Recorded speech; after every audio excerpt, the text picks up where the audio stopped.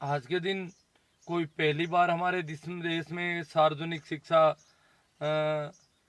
शिक्षा का सार्वजनिकरण किया गया हो, या ऐसा कोई आदेश निकला हो कि प्रत्येक व्यक्ति को, जैसे इस देश में शिक्षा प्रतिबंधित थी बहुत बड़ी आबादी के लिए, स्त्रियों के लिए शिक्षा प्रतिबंधित थी और पुरुषों के लिए भी जाति के आधार पर शिक्षा निर्धारित थी।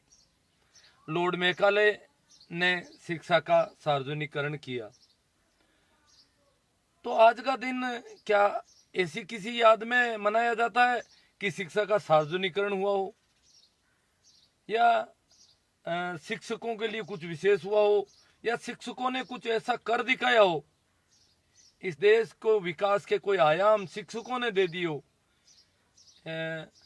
या शिक्षा में वैज्ञानिक चिंतन का समावेश हो, ऐसा कुछ हो, कोई क्रांतिकारी बात हो आज के दिन, तो समझ में आता। परंतु इसके अतीत में झांकते हैं कि आज का दिन शिक्षक दिवस क्यों है, तो एक ही बात नजर आती है कि आज के दिन इस देश के पहले उपराष्ट्रपति और दूसरे राष्ट्रपति कह दो उन्हें, डॉक्टर राधाकृष्णन का जन्मदिन है। अब डॉक्टर राधाकृष्णन के जन्मदिन को शिक्षक दिवस मनाया जा रहा है, लंबे समय से मनाया जा रहा है, हम भी मनाते हैं, आप भी मनाते हैं। और जो चीज लंबे समय से हमारे जहन में रहती है, हम सब करते रहते हैं उसको, तो हमें लगता है यार इस पर सवाल खड़ा नहीं होना चाहिए। कि इस पर सवाल खड़ा होने का मतलब हमारे ऊपर सवाल खड़ा हो गया। हमने इसको शिक्षक दिवस के रूप में मनाया है, आज से नहीं कई वर्षों से मनाते आ रहे हैं, और हम एक नहीं लाखों करोड़ों भारतवासी इसे शिक्षक दिवस के रूप में मनाते हैं। तो इस पर अब सवाल खड़ा करना ठीक नहीं लगता है। एकदम से झंझट पैदा होती है, एकदम से अड़चन पैदा होती है, यार इस चीज पर आप सवाल कैसे करने लग गए। शिक्षक दिवस है, अब शिक्षक दिवस आज क्यों है इस पर विचार तो जरूर होना चाहिए। आज शिक्षक दिवस होने का कारण डॉक्टर राधाकृष्णन का जन्मदिन। डॉक्टर राधाकृष्णन कौन थे? इस देश के पहले उपराष्ट्रपति थे, और डॉक्टर राजेंद्र प्रसाद के बाद में राष्ट्रपति बनने वाले वो दूसरे ऐसे आदमी थे भारत के, जो भारत के राष्ट्रपति बने। तो क्या खूबी है कि उनके जन्मदिन को शिक्षक दिवस मनाया जाए। इसमें यह कहा जाता है वो पहले शिक्षक थे। ये तो कोई एक बहुत बड़ी बात नहीं हुई, पहले कौन क्या था। शिक्षक होने से पहले विद्यार्थी भी थे, क्या विद्यार्थी दिवस मनाया जाए इसको। और भी कुछ होंगे वो कई और चीजें, कई और जगह उनकी भूमिका हो सकती है, क्या वो दिन उनके लिए मनाया जाए। तो मैंने इस पे सवाल खड़ा कर दिया दो आदमियों के नाम पे। इस देश में शिक्षक के नाम पर दो आदमियों का जो व्यवहार है, जैसे एक तो गुरु द्रोणाचार्य, उनको गुरु माना जाता है। इस देश में बहुत सारे अवार्ड उनके नाम से दिए जाते हैं। तो गुरु द्रोणाचार्य जो है उनका, उनके नाम से अवार्ड देना और उनको गुरु मानना, उनको एक आदर्श शिक्षक के रूप में प्रस्तुत करना, ये इस देश का बहुत बड़ा दुर्भाग्य मानता हूं मैं तो। क्योंकि उन्होंने, एक विद्यार्थी उनके पास गया, समर्पण के भाव से गया, एकलव्य, बोला कि मैं सीखना चाहता हूं, मुझे आप आशीर्वाद दें, मुझे सिखाएं, मैं सीखना चाहता हूं, मैं भी धनुर्विद्या सीखना चाहता हूं। तो उसको इनकार कर दिया गया। बोला कि नहीं, मैं इन राजकुमारों को शिक्षा देता हूं, तुम्हारे जैसे लोगों को शिक्षा दूंगा, शर्म नहीं आती तुम्हें। और यूं करके उसको भगा दिया वहां से कि नहीं, मैं तुझे शिष्य के रूप में स्वीकार नहीं करता। फिर भी उसकी लगन पक्की थी। उसने, कहते हैं कि गुरु के बिना मैं कैसे सीख पाऊंगा, और गुरु होगा तो मुझे संबल मिलेगा और मैं आराम से सीख जाऊं। तो उसने गुरु की मूर्ति बनाई उस द्रोणाचार्य की, और धनुर्विद्या सीखा और बहुत अच्छी सीख गया। उसके दूर दूर तक चर्चा होने लगे कि एकलव्य जो है वो बहुत बड़ा धनुर्धर है, और अर्जुन भी उसके सामने फीका है। ये बात जब गुरु द्रोणाचार्य तक पहुंची तो द्रोणाचार्य उसकी खोज में निकल पड़े कि वो है कहाँ ऐसा धनुर्धर। अगर ऐसा धनुर्धर है तो मामला बहुत गड़बड़ हो गया है। तो उसको खोजा खोज के पूछा, मिला वो, पूछा कि भैया तूने ये इतने तीर चलाने कहां से सीख ली, तेरे तीर अचूक निशान है। कहते हैं कि उनके द्रोणाचार्य का जो कुत्ता था उसके मुंह में तीर भर दिए उसने, वो जैसे जैसे भौंकने लगा। तो ये तीर विद्या, धनुर्विद्या तूने कहां से सीखी, कौन है तेरा गुरु? द्रोणाचार्य ने कहा जरूर इसका गुरु कोई और बहुत भारी होगा, बहुत ज्यादा प्रतिभा संपन्न होगा, तब इसको इतनी अच्छी सिखा दी। तो उसको पूछा तो उसने बोला मेरा गुरु द्रोणाचार्य है। द्रोणाचार्य ने कहा द्रोणाचार्य तो मैं हूं, तू मेरे से सीखा है क्या? हाँ, मेरे गुरु आप ही हैं, द्रोणाचार्य हैं। तो भैया तूने तीर चलाने शुरू कर दिए सीख करके, और अभी तक गुरु दक्षिणा नहीं दी। तू मेरा शिष्य है, मुझे गुरु दक्षिणा दी तूने? पहले ही तीरंदाजी शुरू कर दिया, काम शुरू कर दिया, अभी तेरी गुरु दक्षिणा बाकी है। ये ट्यूशन फीस लेने आ गया वहां पर। तो उसने कहा जो मैं हूं, पूरा हाजिर हूं आपके सामने, आप जो कहेंगे वो मैं दूंगा। तो द्रोणाचार्य ने सीधा उसका दाएं हाथ का अंगूठा मांग लिया। मेरा दाएं हाथ आपको उल्टा दिखता होगा क्योंकि मिरर इमेज बनती है उसमें। तो दाएं हाथ का अंगूठा मांग लिया उसका, और एकलव्य ने दे दिया आराम से। ये गुरु दक्षिणा मांगी उसने। आज एक मित्र मिल गए, वो बोले कि नहीं, उसने द्रोणाचार्य ने इतना गलत व्यवहार तो नहीं। मैंने कहा क्या व्यवहार कर सकता था, एक इतने बड़े धनुर्धर के अंगूठा काट के ले लिया। हो सकता है वो भारत का कितना बड़ा धनुर्धर होता,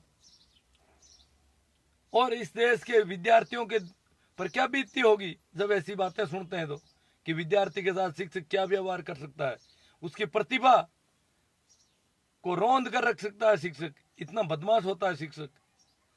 प्रतिभा संपन्न विद्यार्थी की प्रतिभाओं को निखारने का काम है विद्यार्थी शिक्षकों का, या प्रतिभा को काटने का? उसने काटी प्रतिभा को। वो कह रहे नहीं, उसने बाद में, मैंने महाभारत देखी है टीवी सीरियल, और उसमें उसने बाद में आशीर्वाद दिया उसका। कैसा आशीर्वाद रहा? आशीर्वाद तो उस समय देना था जब वो शिष्य बनने आया, अंगूठा काट के आशीर्वाद दे रहे हैं, मजाक बना रहे हैं उसके साथ। कहां फलित होगा वो आशीर्वाद जब उसका अंगूठा ही काट लिया? अब आशीर्वाद का क्या औचित्य रह गया? कहां क्या काम आएगा वो आशीर्वाद? ये थोते आशीर्वाद किस काम के?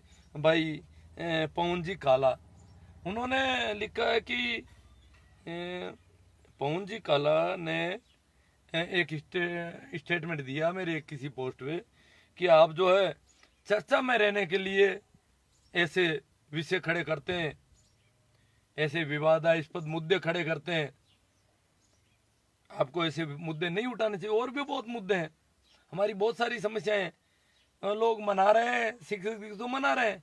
मैंने कहा वो मेरे कहने से मनाने बंद नहीं होंगे, मेरे स्कूल में भी मनाएंगे, अड़ोस पड़ोस में सभी जगह मनाएंगे। मैं उनमें या तो जाऊं मत या अलग हो जाऊं, बाकी शिक्षक तो पूरा देश मना रहा है। तो बोले ऐसे विदे मुद्दे नहीं, क्यों नहीं, सवाल तो खड़े होने चाहिए हर चीज पे। जब बात है तो बात उठनी चाहिए।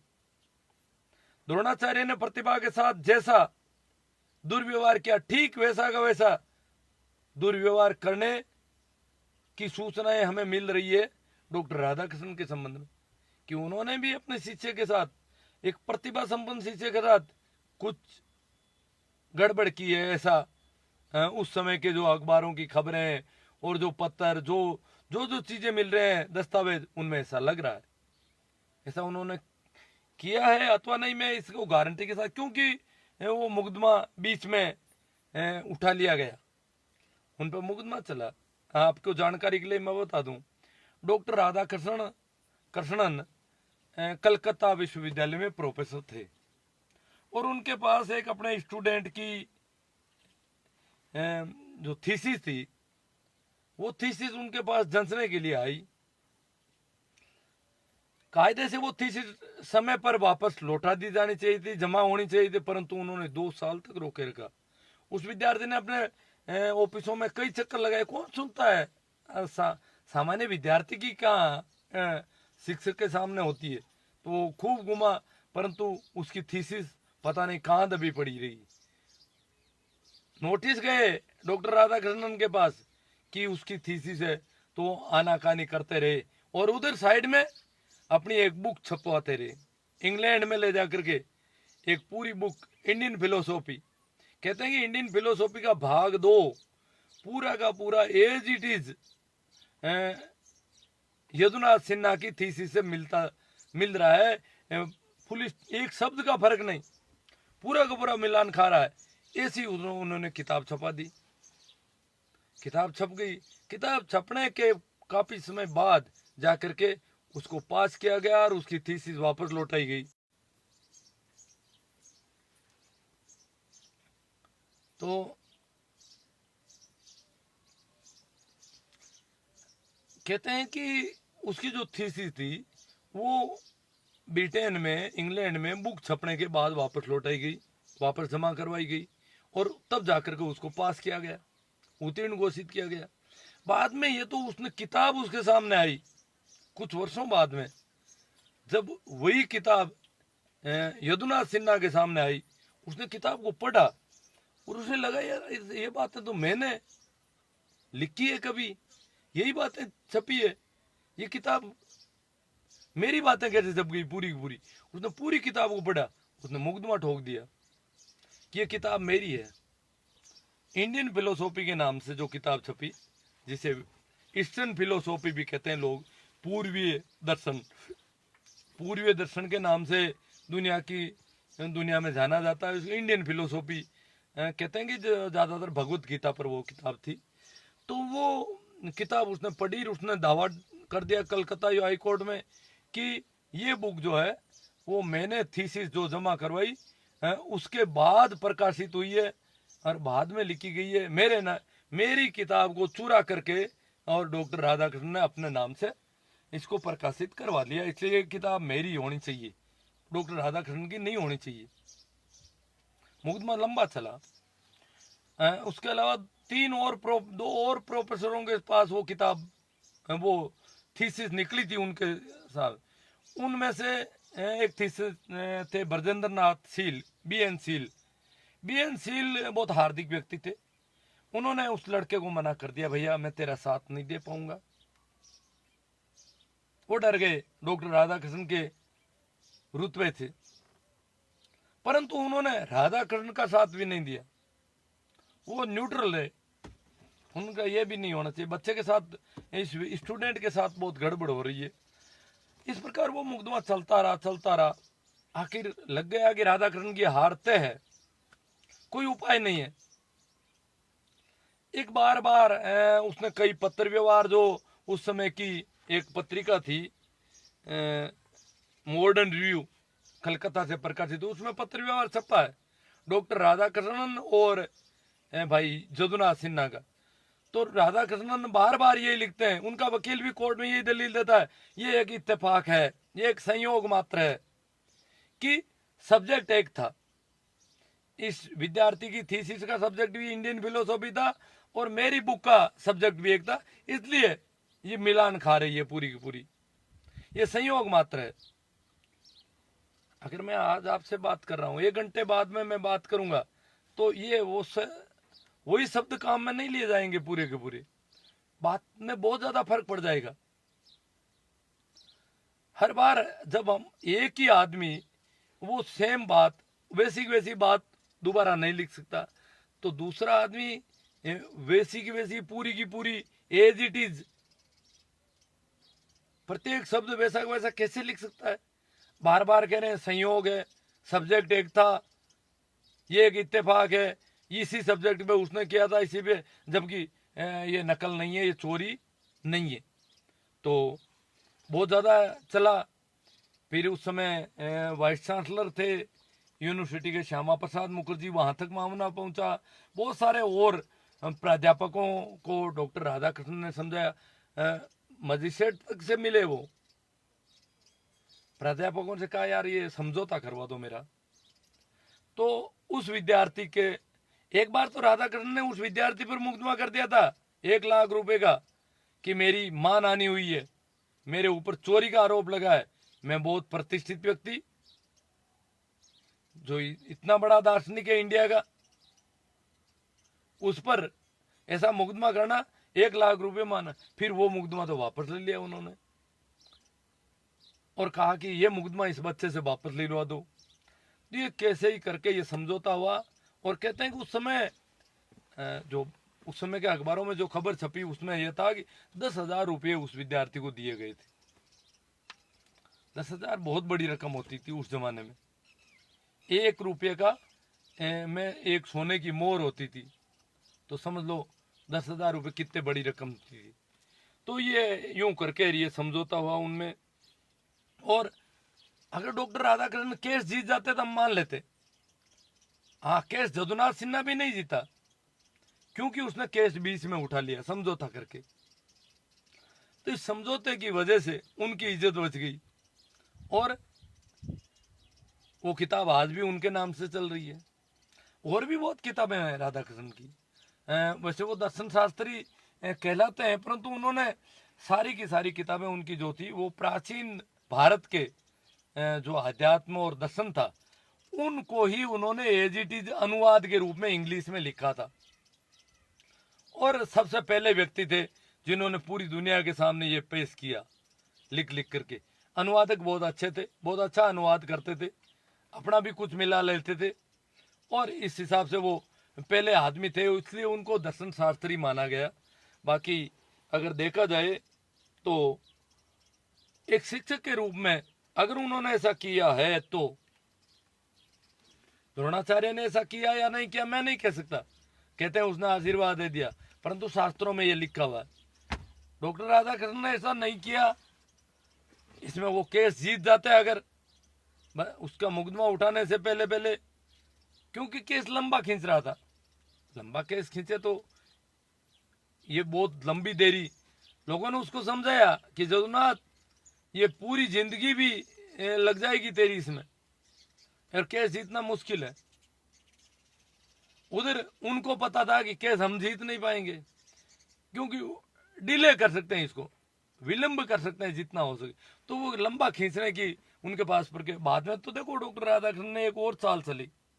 वो जो प्रकाशक था लंदन का, उससे भी ये बातें प्रूव करवाने की कोशिश की, करवाई उसने कि ये मैंने बहुत पहले प्रकाशन में दे रखा था, ये प्रकाशक की देरी की वजह से देरी से छपी है। इसका मतलब उस विद्यार्थी ने चोरी कर ली। डॉक्टर राधाकृष्णन ने जो प्रकाशन के लिए अपनी प्रतिलिपि दी थी, पांडुलिपि दी थी, वो पांडुलिपि उस विद्यार्थी तक कैसे पहुंची लंदन से? प्रकाशन में देरी हुई तो उसके जो प्रकाशक था वो क्या पांडुलिपि को पहले प्रकाशन होने से पहले दूसरे लोगों को बताएगा?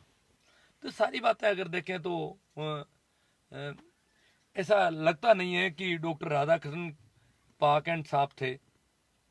और प्रतिभाशाली विद्यार्थियों के साथ इस प्रकार की अगर धोखाधड़ी शिक्षक करेंगे तो क्या प्रतिभाएं विकसित होगी किसी देश में? द्रोणाचार्य ने बहुत बड़ा कलंक लगा, वर्षों तक इस देश में प्रतिभाएं विकसित नहीं हो पाई क्योंकि प्रतिभा संपन्न विद्यार्थी का अंगूठा मांगा उसने। और इन्होंने उस विद्यार्थी की थीसिस को छपवा लिया अगर तो ये सारी बातें अगर देखें तो आज शिक्षक दिवस मनाना चाहिए कि नहीं मनाना चाहिए, बड़ा सवाल खड़ा होता है। और भी शिक्षक मिल जाते इस देश में। शिक्षक होने भी जरूरी नहीं है, शिक्षक का जन्मदिन नहीं हो, किसी शिक्षा के क्षेत्र में कोई बड़ी क्रांति जिस दिन हुई हो। बहुत अच्छे शिक्षक हुए हैं इस देश में, गीजूबाई हुए गुजरात में, और शिक्षा के लिए संघर्ष का पर्याय बने हमारे ज्योतिबा फूले। हालांकि राजस्थान सरकार ने बहुत अच्छा काम किया है कि अभी क्या नाम है, सावित्रीबाई फूले को के जन्मदिन को शिक्षिका दिवस के रूप में राजस्थान में घोषित किया है। तो ज्योतिबा फूले से संबंधित कोई बात शिक्षक दिवस हो सकती है, भाई गीजूबाई के नाम से शिक्षक दिवस हो सकता है, कोई ऐसी तारीख ली जा सकती है कि गीजूबाई ने उस दिन वकालत छोड़ करके शिक्षा का पेशा अपनाया। देखो गीजूबाई बहुत जाने माने वकील थे और वकालत को छोड़ करके शिक्षा का पैसा पड़ा है। इसका मतलब शिक्षा को उन्होंने महत्व दिया कि शिक्षक का काम ज्यादा महत्वपूर्ण है वकील के काम से। डॉक्टर राधाकृष्ण तो शिक्षक से संतुष्ट नहीं थे, शिक्षक होने से राष्ट्रपति बनने के प्रयास में संलग्न रहे लंबे समय तक। राजनेताओं उपराष्ट्रपति बने, कैसे बने? उपराष्ट्रपति कैसे बनते हैं, राष्ट्रपति कैसे बनते हैं? कहने को तो कहते हैं कि प्रतिनिधित्वात्मक चुनाव होता है, उसमें हमारे प्रतिनिधि जो है प्रतिनिधित्वात्मक प्रजातंत्र के जरिए चुना। परंतु आज ही मेरे एक कमेंट आया था कि भाई राष्ट्रपति की योग्यता क्या है, उपराष्ट्रपति योग्यता तो वो लिखी हुई है, ये उम्र होनी चाहिए, भारत का नागरिक ये वो, परंतु चुना कौन जाता है सामान्यतः? एक ज्ञानी जेल सिंह को छोड़कर किसी भी राष्ट्रपति ने कभी सरकार से कोई सवाल जवाब नहीं किए। और कहते हैं भारत का राष्ट्रपति प्रधानमंत्री की स्टाम्प मोहर माना जाता है। जो पॉलिटिकल में हमें पढ़ाया जाता है, पॉलिटिकल साइंस में, कि वो तो मोहर के बराबर उनके पावर होते हैं। वो तो हाँ में हाँ मिलाओ, हाँ जी हाँ जी। हमने देखे हैं सारे राष्ट्रपति लगभग हाँ जी वाले हुए। तो इसका मतलब राष्ट्रपति बनना इन्होंने ज्यादा ठीक समझा। डॉक्टर राधाकृष्णन शिक्षक के पैसे से संतुष्ट नहीं थे, वो राष्ट्रपति बन गए। ये क्या शिक्षक का सम्मान है? ओशो ने इस पर बहुत बड़े सवाल खड़े किए हैं।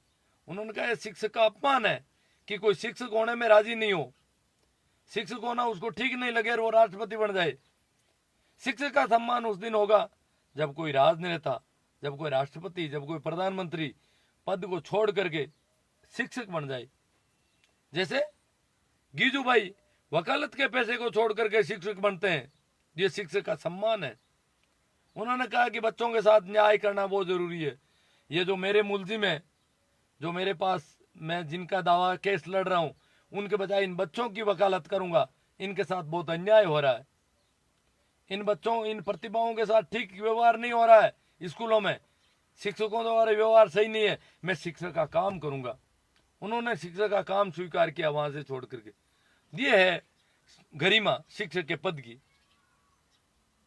शिक्षक राजनेता बन जाए, ये तो राजनेता का सम्मान हुआ।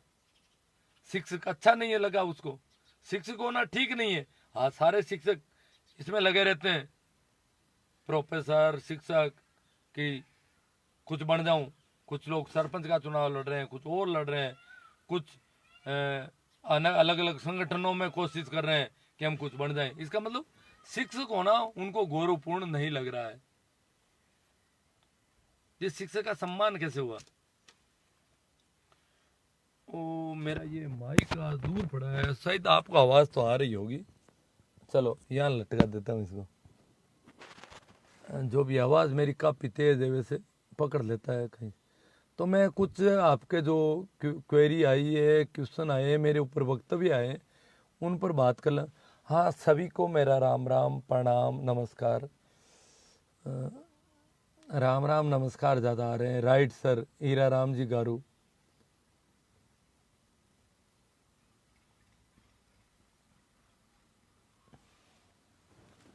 हाँ भाई, क्या राम जी दिवराया, शिक्षक दिवस की सबसे पहले आपको प्रणाम। अब बताएं, शिक्षक दिवस तो ये हो गया, पूरा देश में अभी माना जा रहा है और बदला भी नहीं जाएगा, क्योंकि वो तो राष्ट्रपति होने के साथ साथ भारत रत्न भी हो गए बाद में। कृष्णा गोपाल जी कहते हैं बिल्कुल नोटिफिकेशन आया है। हाँ, वो नोटिस जो उनके पास भेजे गए थे, नोटिस कि आप जमा कराओ इसको समय पर। बलवीर खोजा, सर आपके नंबर, मोबाइल नंबर, हाँ दे दूंगा मैं। वैसे लिखना चाहो तो 9414484783, 9414484783, और मैं कमेंट में और दे दूंगा आपके। भाई ओम प्रकाश जी मुंडेल साहब कह रहे हैं शिक्षक दिवस की शुभकामनाएं गुरु जी। अब देखो, कामनाएं, आपकी कामनाएं अच्छी है, हमारे प्रति अच्छी कामनाएं, शुभकामनाएं हैं। बाकी देखा जाए तो कामना मात्र ही ठीक नहीं होती है, आदमी को बिना कामना के होना चाहिए, हमारी गीता कहती है। क्योंकि आज का जो थीसिस छपी थी वो भगवत गीता पर थी, और भगवत गीता में कहते हैं कामना रहित वर्क होना चाहिए, कर्म होना चाहिए। तो चलो कोई बात नहीं, जो भी कामनाएं आप कर रहे हैं, कामना रहित का मतलब तो है किसी भी प्रकार की कामना है, चाहे वो शुभ हो चाहे अशुभ हो, कामनाएं मात्र ही ठीक नहीं है। चलो ओम प्रकाश जी का मैं कृतज्ञ हूँ कि उन्होंने कोई वक्तव्य दिया। भाई हीरा राम जी गारू, यस एसबी कांग्रेस की देन है। हाँ क्या कांग्रेस की ये? हाँ ये कांग्रेस की है। कांग्रेस के ही वो उपराष्ट्रपति थे, कांग्रेस के ही राष्ट्रपति थे, और कांग्रेस ने उनको उस दिन को शिक्षक दिवस घोषित किया है। सही बात है, ये कांग्रेस की देन है। इस देश की सत्ता पूरी की पूरी अभी कुछ अलग सोच रखती है। कृष्ण गोपाल जी सर अब क्या करना चाहिए?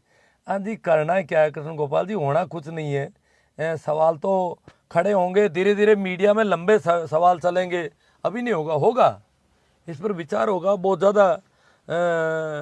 जब ये विचार पैदा हो रहा है तो सोशल मीडिया से उस मीडिया तक जाएगा, और उस मीडिया में जब इस पर सवाल खड़े होंगे तो कुछ इस पर विचार किया जा सकता है आने वाले दिनों में। भाई खिया राम जी दिवरया, सबसे पहले आपको हार्दिक शुभकामनाएं, क्योंकि वर्तमान में शिक्षक के रूप में आप महान हो, क्योंकि आपके विचारों से पाखंडवाद और हर चीज़ की जानकारी आपसे बढ़कर नहीं है। चलो जो भी है, आपकी सोच है, आपके विचार है, आपका हृदय का तल है। कृष्ण गुरु जी हमने आपसे बहुत कुछ सीखा है, तार्किकता सबसे बड़ी विद्या है। कृष्ण गोपाल जी कहते हैं कि बहुत कुछ सीखा है, तर्क करना सीखा है। सतवीर सिंह जाट, पहला सवाल, क्या द्रोणाचार्य वास्तव में थे या काल्पनिक पात्र थे? मैं ये नहीं कहता कि वो वास्तव में थे या काल्पनिक थे, क्योंकि हमारा इतिहास इनको नहीं मानता। इतिहास में ये पौराणिक काल माना गया है कि इस दिनों में पौराणिक पुराणों की रचना हुई, तो उसी समय इनकी रचना हुई है। महाकाव्य जो दो लिखे गए, रामायण और महाभारत, इनकी रचना की है, दो लेखक इनके बताए जा रहे हैं, परंतु इनके जो पात्र हैं उनका इतना जीवंत चित्रण है कि इस देश में अभी सामान्य धारणा है कि ये लोग हुए थे या नहीं हुए थे, ये सवाल नहीं है, ये सवाल इतिहास का सवाल है। इतिहास इनको तथ्य के रूप में मानता है कि नहीं मानता है, परंतु अगर वो किसी ऐसे पात्र थे, ऐसे काव्य के पात्र थे, बहुत बड़े काव्य के, और उनको उनके नाम पर कोई पुरस्कार दिया जा रहा है और वो पात्र ठीक नहीं था, उस पात्र का स्वभाव तो जो था वो ठीक नहीं था, वो प्रतिभाओं के खिलाफ व्यक्ति था, तो उस पर विचार किया जाना चाहिए कि उसके नाम से जो अवार्ड दिए जा रहे हैं उन पर सवाल खड़े होने चाहिए। बाकी ये हुए थे नहीं हुए थे ये तो इतिहास का विषय है, इतिहास के तथ्यों के आधार पर, मैं इतिहास का विद्यार्थी रहा हूँ, इतिहास ने कभी नहीं माना कि कोई द्वापर युग था, कोई त्रेता युग था, ऐसा ही इन युगों को नहीं माना। इतिहास में युग बिल्कुल अलग तरह से हैं, पाषाण काल, पूर्व पाषाण काल, उत्तर पाषाण काल, आदमी की शिकारी अवस्था, पशुपालन अवस्था, ये कुछ चीज़ें हैं, और फिर सभ्यता का विकास, और सभ्यता में ये पौराणिक काल, पहले सिंधु घाटी सभ्यता ये पहले है उससे भारत का अगर देखा जाए, फिर पौराणिक का वैदिक काल, उत्तर वैदिक और पूर्व वैदिक, उसमें दो, वैदिक काल से पहले और बाद में पूर्व वैदिक उत्तर वैदिक, फिर महाकाव्य काल आता है, और उसके बाद में जो है उन्हीं दिनों लगभग जैन और बौद्ध धर्म ये आते हैं। जैन, बौद्ध, महावीर, बुद्ध, इनको तो काल्पनिक नहीं माना है इतिहास में कभी।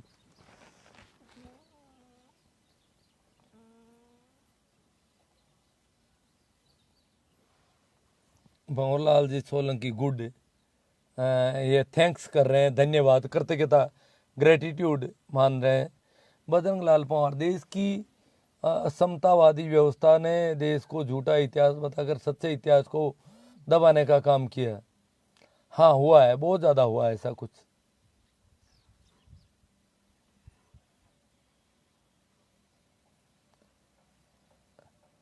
भंवर जी कह रहे हैं वास्तविक स्थिति बता रहे हैं। खिया राम ने, एकलव्य निम्न जाति से था इसलिए उसका अंगूठा मांगा, क्योंकि उस समय धनुष विद्या निम्न जाति को देना वर्जित था। हाँ भाई लॉर्ड मैकाले से पहले लगभग शास्त्रों में वर्जित है शिक्षा। अलग अलग शिक्षाएं, मंत्र तंत्र, जो भी किताबों के शास्त्र जो है उनकी शिक्षा सिर्फ ब्राह्मण के लिए छूट थी इस देश में। क्षत्रिय के लिए शस्त्र विद्या की छूट थी, परंतु वो शास्त्र उसके लिए भी वर्जित थे। ब्राह्मण शस्त्र भी चला सकता था और वो भी कर सकता, दोनों छूट थी उसके लिए। फिर वैश्य आता है, वैश्य के पास इन दोनों शिक्षाओं की छूट नहीं थी, उसको हिसाब किताब की शिक्षा की छूट थी। तो एकलव्य तो बिल्कुल ही हल्की जाति से है, उसको तो किसी प्रकार की शिक्षा देने का सवाल ही नहीं उठता इस देश की व्यवस्था में। कृष्ण गोपाल जी कहें फिर तो गलत किया राधा कृष्ण ने। हाँ, अगर ऐसा किया तो गलत किया है निश्चित रूप से। आप गूगल पर सर्च करोगे डॉक्टर राधा कृष्ण का तो ये बातें आएगी आपके सामने।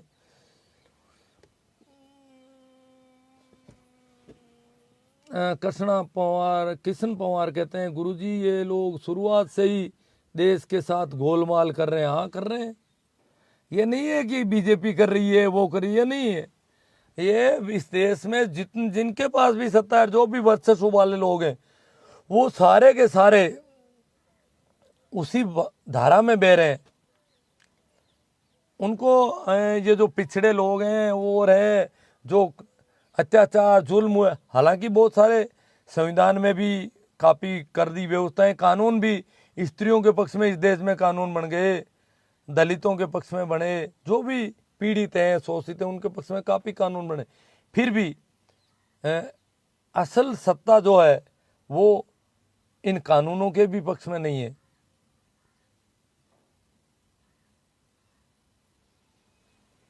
कृष्ण पवार गुरु जी शास्त्र तो आदमी की सोच ही है, जो दिल चाहे लिख दो।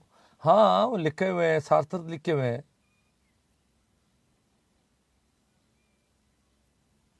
हाँ, विजय पाल जी भोवाल कहते हैं ना, आवाज़ आ रही कि वो उधर पड़ा था माइक पहले, इसलिए बात आई है।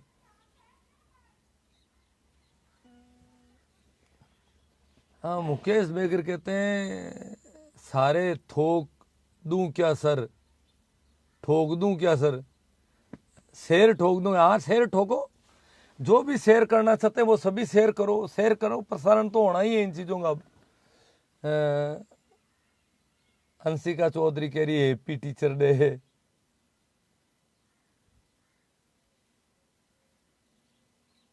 भाई जय हो साबीरा राजस्थानी।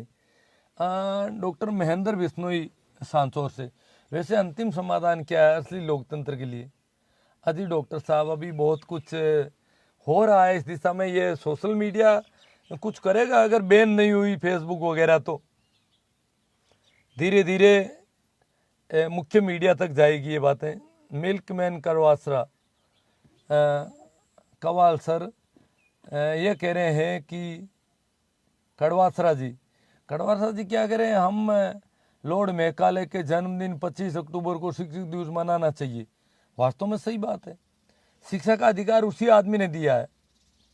शिक्षक दिवस मनाने जैसी बात आती है, पहला आदमी इस देश में जो शिक्षा का सार्वजनिकरण कर दिया इस देश में सोच ही नहीं सकता सामान्य व्यक्ति कि मैं कहीं चला जाऊं शिक्षालय में। ये जो भी ज्योतिबा फूले, डॉक्टर अंबेडकर, सर छोटू राम या गीजूभाई, जो भी लोग पढ़े, उसका कारण है कि लॉर्ड मैकाले ने शिक्षा का सार्वजनिकरण कर दिया। स्कूलों के दरवाजे सबके लिए खोल दिए, कोई भी पढ़ सकता है। इससे पहले कोई नहीं पढ़ सकता था, हर एक आदमी पढ़ने को अधिकार नहीं था। तो उसके बाद धीरे धीरे उसी की वजह से अंबेडकर हुए, उसी की वजह से फूले हुए, बाकी तो होते ही नहीं। बलदेव राम मिर्जा ने जैसे मारवाड़ में क्रांति की, तो बलदेव राम मिर्जा को पढ़ने कौन देता? अगर मैकाले नहीं होता तो पढ़ने का अधिकार ही नहीं मिलता। कालू राम जी कह रहे हैं जोरदार सा, बीरा राजस्थानी, महात्मा ज्योतिबा फूले जैसे लोगों के जन्मदिन को शिक्षा दिवस के रूप में मनाना चाहिए। जो भी है बिल्कुल राइट। ऐसा सुना है कि उन्होंने बिना वेतन लिए शिक्षण कार्य किया था। हाँ भाई, DR सोनेल कह रहे हैं कि ऐसा सुना है, किया होगा। उन्होंने बहुत सारे ऐसे आधार खड़े किए। कांग्रेस के आदमी वो नहीं थे, स्वतंत्रता आंदोलन में उनकी कोई भूमिका नहीं थी। पर उन्होंने कांग्रेस के पास बहुत सारे लोग सर्टिफिकेट बना लेते थे किसी प्रकार के आंदोलन में कि मैंने वहाँ भाग लिया था, और यूं करके कांग्रेस की पास कई चीज़ें भेजी, कई दस्तावेज भेजे। उपराष्ट्रपति बनने के लिए उन्होंने काफ़ी पापड़ बेले, भूमिका बढ़ाई उन्होंने। तो बिना वेतन के भी कोई नाटक होंगे उनके। SR कल्याण, उनको सर की उपाधि दी गई थी। देखो, जब भगत सिंह को फांसी दी गई उससे पहले उनकी किताब छप गई थी काफ़ी पहले, और उनको सर की उपाधि मिली इस किताब की वजह से। भाई आज शिक्षक दिवस है, इसलिए ये बात उठानी चाहिए थी। ये बात है, जब ये एक बुखार चल रहा है, सुबह से शुभकामनाएं, 1000 बातें मेरे सामने आ गई कि आप शिक्षक और शिक्षक दिवस है। अब क्या बताएं, मैं सोचता हूँ शिक्षक दिवस है क्यों। सर एक बात है भाई, ये SB नाम तो इनका क्या पता, भास्कर लिखा है। सर एक बात है, आप उसको सपोर्ट करो। बाबा पाखंडी आसाराम पर एक किताब लिखी है सर अजयपाल सिंह जी लांबा ने, जो अब उसको प्रकाशित नहीं होने दे रहे हैं भक्त लोग। बहुत अच्छी किताब लिखी होगी, धमकी दे रहे हैं, बच्चों को डरा रहे हैं। हाँ भाई, लांबा जी ने वास्तव में बहुत काम किया। मुझे तो अब पता आपके जरिए चला है कि ऐसा कुछ हो गया। लांबा साहब की वजह से ही आसाराम जी शिकंजा में आए, नहीं तो आते ही नहीं वो। तो उस पर होना चाहिए आंदोलन, खड़ा होना चाहिए उसके खिलाफ, अगर वो छपने नहीं दे रहे हैं उनके भक्त आसाराम के। जर्नलिस्ट दिनेश चौधरी, शिक्षक दिवस पर शिवनारायण जी गुरु जी को प्रणाम है। ठीक है सही, दिनेश जी चौधरी का प्रणाम स्वीकार है। क्यों शिक्षक दिवस पर सावित्रीबाई फुले का जिक्र नहीं होता? नहीं, शिक्षिका दिवस घोषित किया उसके दिन को इस बार, अभी जुलाई में अशोक जी ने, राजस्थान सरकार ने किया है। तो वो राजस्थान में शिक्षिका दिवस के रूप में उसको मान्यता मिली है। भाई हर्ष महाजन, गुरुजी आप व्यवस्था के खिलाफ आवाज़ उठा रहे हैं, क्या आपको डर नहीं लगता? आपको धन्यवाद है। नहीं डर तो क्या है, डरा तो रहे हैं लोग बाग। देखो क्या होता है आगे देखा जाएगा। खूब बातें हुई है, छोटे मोटे फतवे भी जारी हुए हैं। भाई रामनिवास जी जाट कह रहे हैं बहुत ही तार्किक बात है। सुरेश जमेरिया कोटन, अच्छे विचार हैं साहब आपके। सार्थक अभियान जारी रखें रामनिवास जी जाट। पेड़ा जी बिडिया सर, डॉक्टर लॉर्ड मेकाले के नाम पर शिक्षक दिवस का बोलोगे तो अंधभक्त देशद्रोही घोषित कर देंगे आपको। सही बात है, बीरा राजस्थानी ने या उन्होंने किया है अभी कुछ लोगों ने कि भाई लॉर्ड मेकाले का होना चाहिए, क्योंकि उसने उस दिन को मनाया जा सकता है जिस दिन उसने शिक्षा के सार्वजनिकरण के आदेश किए, पर कह रहे हैं कि देशद्रोही घोषित कर देंगे अंधभक्त। भाई भिकाराम जी बोराना कहते हैं झांप्यारा को मार साहब, बहुत खूब। अब देखो जो होगा देखा जाएगा, है ना। चंद चौहान, हुक्माराम चौहान, बहुत ही शानदार। बट सर ये बात किसी को पता नहीं है।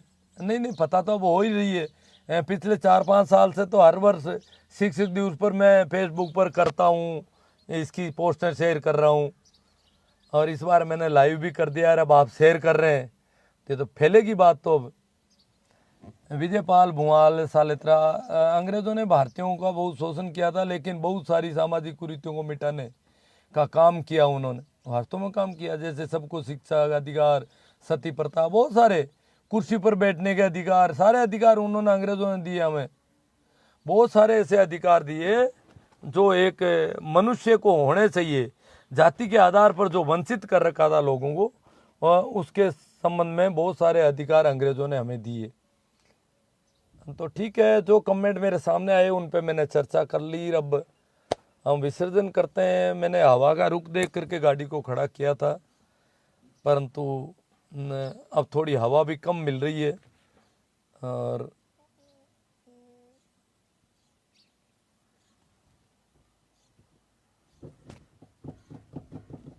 देख रहा हूँ अगर कमेंट आते हैं तो मैं इसकी हवा चालू कर देता हूँ।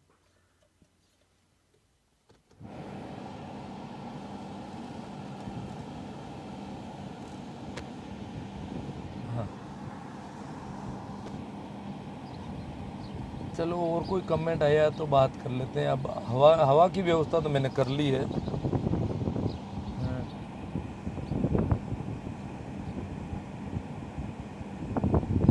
हाँ भाई डीआर सोनेल कह रहे हैं कि दूसरे ऐप की तरह फेसबुक भी कभी बंद कर दी गई तो जागरूकता के लिए ब्रेक लग सकता है। हाँ ये होगा।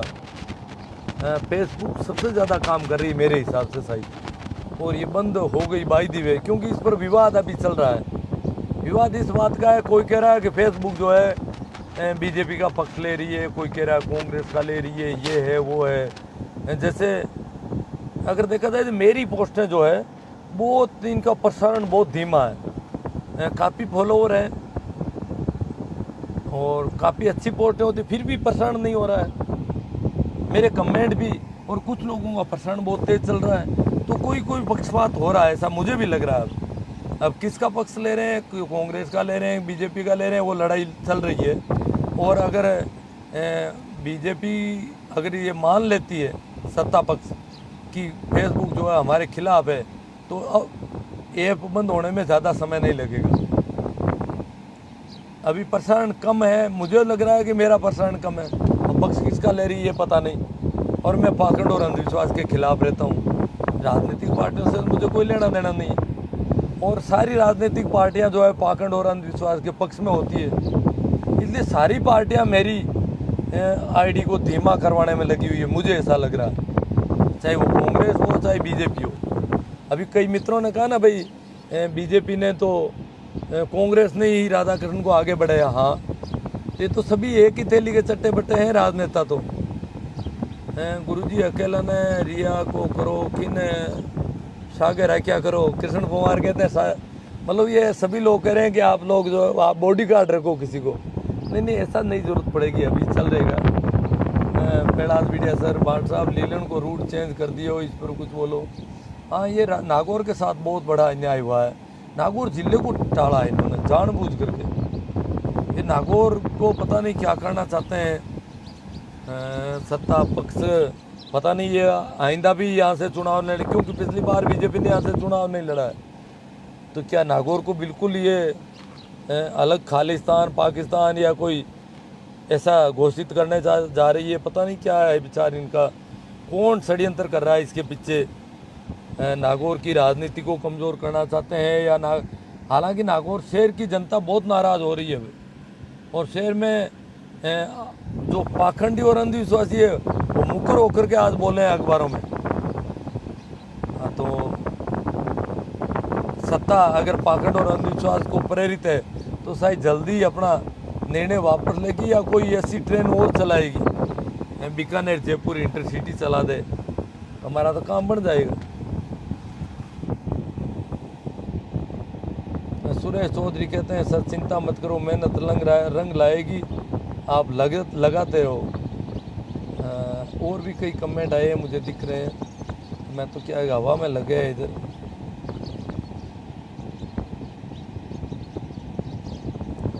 चलो अब शायद कमेंट बचे नहीं है मेरे हिसाब से, अब लोग बाग ज़्यादा जुड़े हैं। तो ये जितने भी लोग जुड़े हैं उनसे मैं एक निवेदन कर देता हूँ कि इसे शेयर करें, आप ज़्यादा से ज़्यादा लोग शेयर करें और ऐसे ग्रुपों में शेयर करें। बड़े बड़े ग्रुप हो सकते हैं आपके पास जहाँ आप एडमिन हो या एडमिन आपकी पोस्ट को आगे शेयर कर देता है, उस ग्रुप में एक्सेप्ट कर लेता है, तो ज़रूर करें। बहुत अच्छा विषय है और ये विचार पहुंचना चाहिए, विचार बहुत दबा हुआ पड़ा रह गया। तो आज शिक्षक दिवस है और इसे ज़्यादातर शिक्षकों के ग्रुपों में जगह जगह इसको फैलाया जाए। मेरी टाइमलाइन में और भी बहुत पोस्ट हैं, वो शानदार पोस्ट हैं। आज मैंने सुबह से इस पर लगा हुआ, मेरी आंखें आज आपको लग रहा है चुन दिया रही है थोड़ी, क्योंकि सुबह से मैंने काफ़ी वर्क किया आज, बहुत सारी पोस्टें दी है। ये लाइव तो वैसे बातचीत है अपनी, बाकी मैं सुबह से इसी में लगा हूँ, पोस्टें तैयार करने में, भेजने में, और उनको फेसबुक और व्हाट्सएप के लंबे चौड़े व्हाट्सएप के सैकड़ों ग्रुपों में मैंने पोस्टें डाली आज।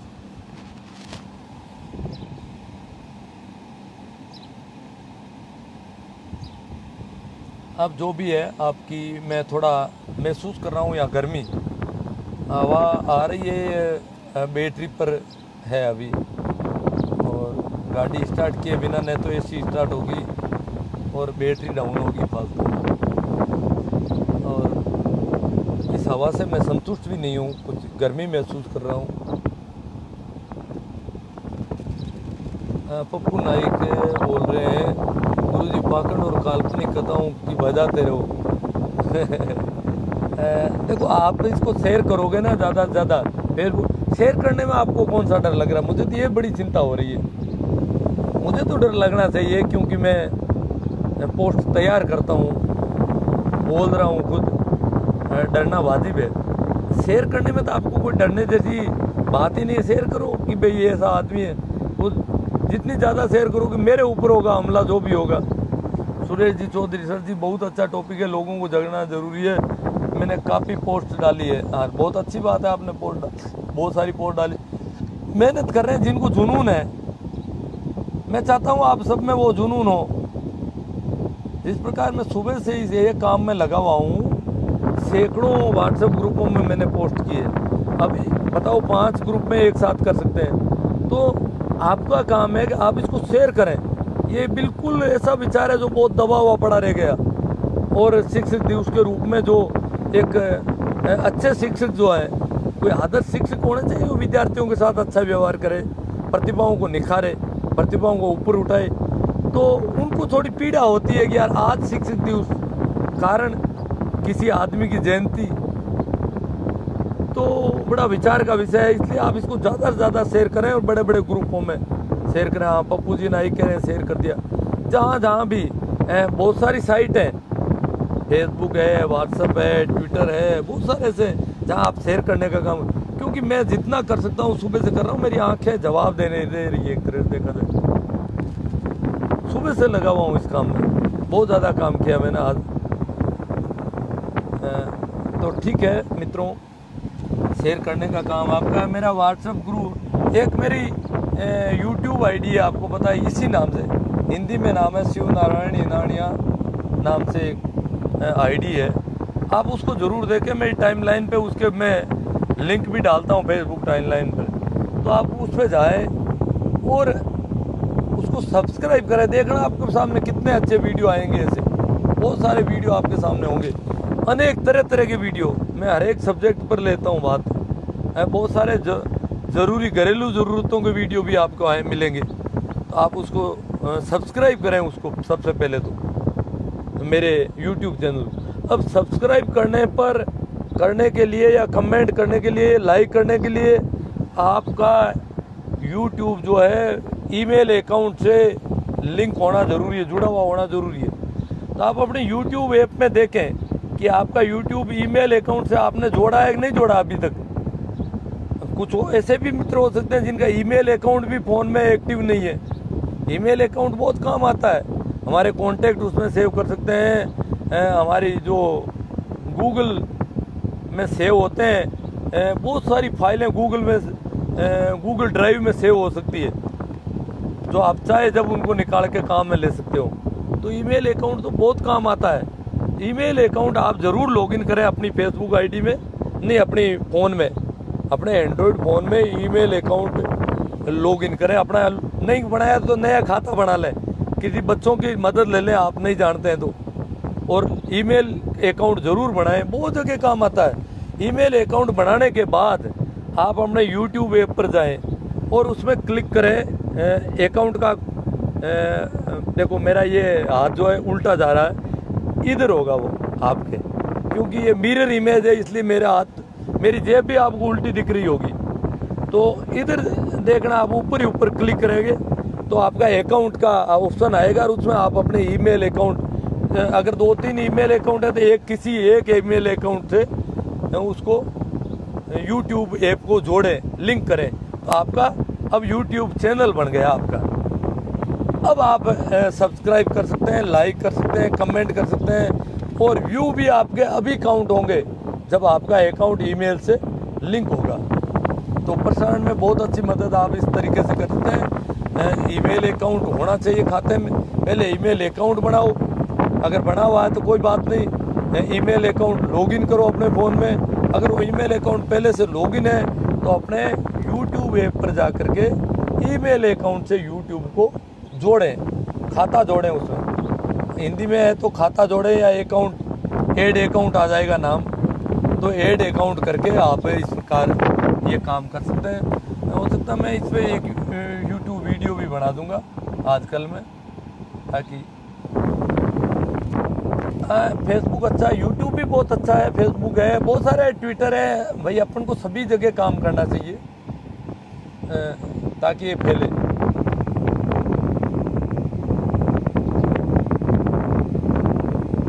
हाँ, वीरा राजस्थानी जी कह रहे हैं कि आपके मेरे घर वाले कह रहे हैं कि देखो आपके गुरुजी से तंग आकर घर वालों से घर से निकाल दिया और गाड़ी में बैठना पड़ता है। हाँ, मैं निकला हूँ, घर के पास में ही गाड़ी लिए खड़ा हूँ। मैंने गैरेज से बाहर इसको किया है हवा के लिए। मैंने सोचा बाहर हवा ठीक आ रही है आज थोड़ी। दूसरी, घर में कोई आवागमन रहता है, थोड़ी दुकान चलती है घर में, तो कोई भी आदमी आ जाता है, तो चर्चा जो है कभी तेज़ आवाज़ में होती है, तो आप लोगों के लिए समस्या होती है। इसलिए दिन का समय है और इस समय आवागमन रहता है। घर में कोई आए हुए बैठे थे, मेहमान थे, इसलिए मैं बाहर आ गया।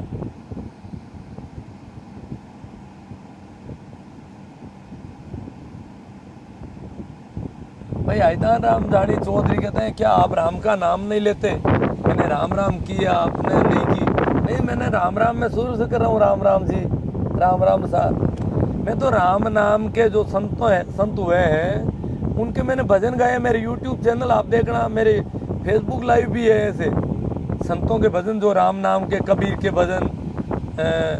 मैंने मीरा का भी एक भी भजन नहीं किया, पर संत दरिया की वाणी पर मैं बोला हूँ। संत रामदास हुए थे राम सनई संप्रदाय से, तो राम नाम की महिमा पर तो मैं बहुत कुछ बोल चुका हूँ अब तक ही। मेरे यूट्यूब चैनल पर आप देखोगे तो मैं तो राम का नाम क्यों नहीं लेता? मैं तो राम नाम की बात कर रहा हूँ।